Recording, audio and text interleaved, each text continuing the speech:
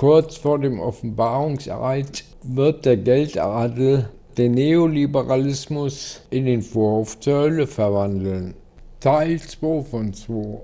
Was die USA bezwecken mit ihrem aggressiven Putin-Bashing, Aktionen unter falscher Flagge und dauernden Unterstellungen, erfahren wir bei ihrem Chef der EU-Strategen, Zbigniew Brzezinski, Berater von Jimmy Carter und Barack Obama.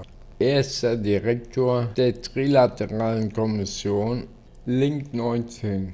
Zitat Wikipedia. Ein Think Tank von erfahrenen politischen Entscheidungsträgern mit dem privaten Sektor.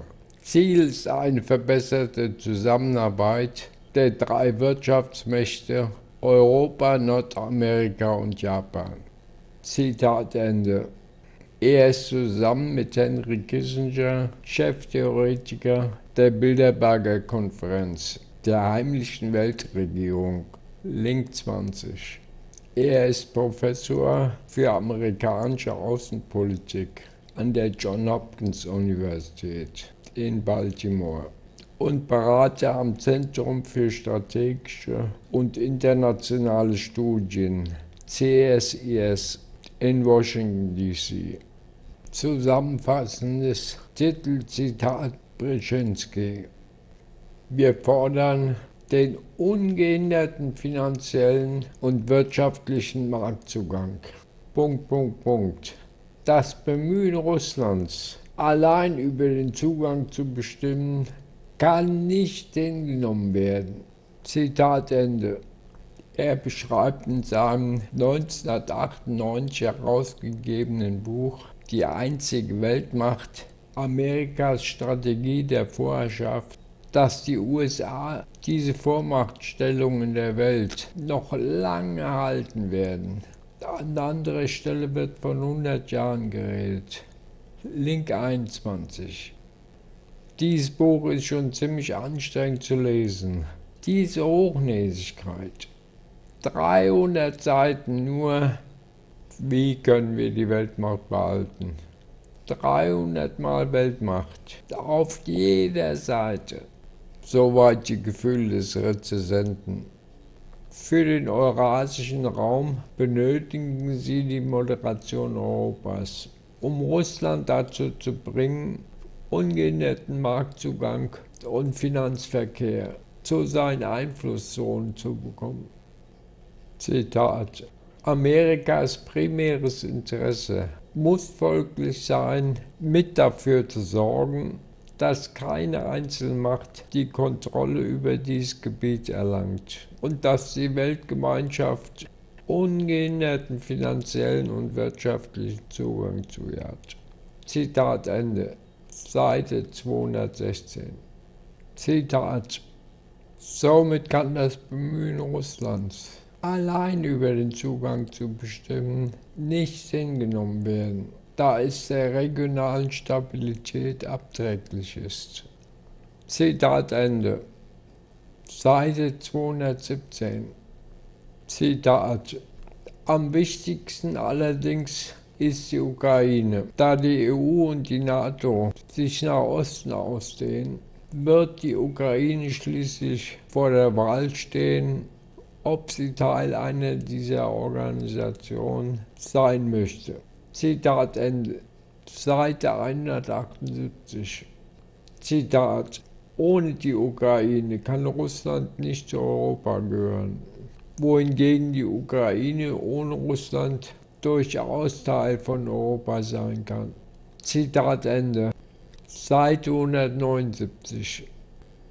Darüber hinaus beschreibt er noch, dass Russland eine wichtige Mission bei allen Slawenvölkern und den Nachbarländern hat. Und zwar sie vor der Dekadenz des Westens zu bewahren und Schwule zu jagen. Zitat. Aber ohne die Ukraine mit ihren 52 Millionen slawischen Brüdern und Schwestern droht jeder Versuch Moskaus, das Eurasische Reich wieder aufzubauen, Russland in langwierige Konflikte mit den nationalen und religiös motivierten Nichtslawen zu verwickeln, wobei der Krieg mit Tschetschenien vielleicht nur ein Vorgeschmack war. Zitat Ende. Seite 138.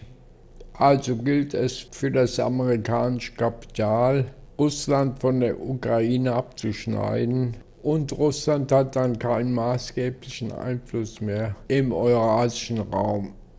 Dies hatte auch schon Otto von Bismarck festgestellt. Er sah Russland auch mit der Krim und dem Donbass. Deshalb wurde im Ersten Weltkrieg von den Deutschen leichtfertiger der Krieg gegen Russland eröffnet. Im Zweiten Weltkrieg haben sogar die ukrainischen Truppen mit den Nazis gegen die Russen gekämpft. Somit kann dann die USA mit Hilfe des ungehinderten finanziellen und wirtschaftlichen Zugangs sein Weltmachtmonopol aufrechterhalten. Zitat: Vor diesem Hintergrund wird Amerikas Status als führende Weltmacht in absehbarer Zeit für mehr als eine Generation wohl von keinem Herausforderer angefochten werden. Kein Nationalstaat dürfte sich mit den USA in den 4 Schlüsselbereichen der Macht messen können. In Klammern: militärisch, wirtschaftlich, technologisch und kulturell. Klammer zu. Die gemeinsam die entscheidende globale Schlagkraft ausmachen. Außer einer bewussten oder unfreiwilligen Abdankung Amerikas ist in absehbarer Zeit die einzig reale Alternative zur globalen Führungsrolle der USA die internationale Anarchie. Zitat Ende. Seite 279. Zitat: Und da die beispiellose Macht der USA mit der Zeit abnehmen wird, muss es in erster Linie darum gehen, mit dem Aufkommen anderer regionaler Mächte so zurechtzukommen, dass Amerikas globale Vormachtstellung nicht bedroht wird. Zitat Ende. Seite 283. Zitat: Die Konzentration hegemonaler Macht in den Händen eines einzigen Staates wird auf Dauer gesehen immer weniger in die weltpolitische Landschaft passen. Daher ist Amerika nicht nur die erste und einzige echte Supermacht, sondern wahrscheinlich auch die letzte. Zitat Ende. Seite 299. Na super, da wird China aber wirklich freuen. Geostratege. Die sind schon wirtschaftlich, finanziell, technologisch und erst recht kulturell viel weiter als Amerika. Nur Weltmacht hat der Geostrategie-Professor im Kopf. 105 Mal. Da wird einem wirklich speiübel. Die Weltmacht könnte die USA letztlich nur beibehalten, wenn sie einen Weltkrieg entfacht. Und da wird es keinen Sieger geben. Wer am Verlieren ist und mit dem Rücken an der Wand steht, der wird das Atombombenarsenal losschicken. Im Untergang erfahren die USA noch ihren letzten Etappensieg. Die Wirtschaften Russlands und Europas haben unter den Sanktionen gelitten. Link 21. Die Konkurrenten konnten geschwächt werden. Dann umschlingt uns die Sonne mit ihrem gnädigen Feuer.